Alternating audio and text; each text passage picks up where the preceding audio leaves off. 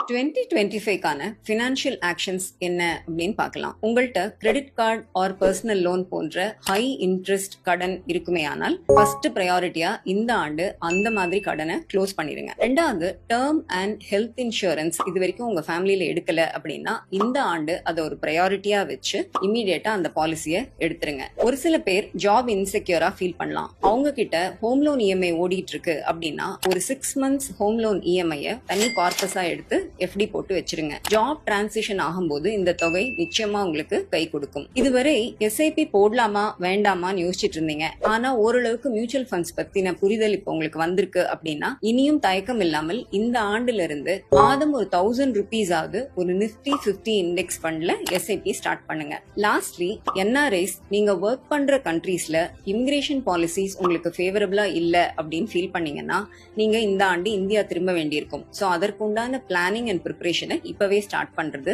நல்லது. பட் எந்த ஸ்டேஜ்ல இருக்கிற எந்த ஃபேமிலியா இருந்தாலுமே ஒரு விஷயம் ரொம்ப இம்பார்ட்டன்ட் என்னன்னா எந்த அசெட்லயுமே ஓவர் வெயிட் வைக்காதீங்க. எஸ்பெஷலி கோல்ட் அண்ட் ஈக்விட்டிஸ் எல்லா அசெட்ஸ்லயுமே டைவர்சிஃபைடா இன்வெஸ்ட் பண்ணுங்க.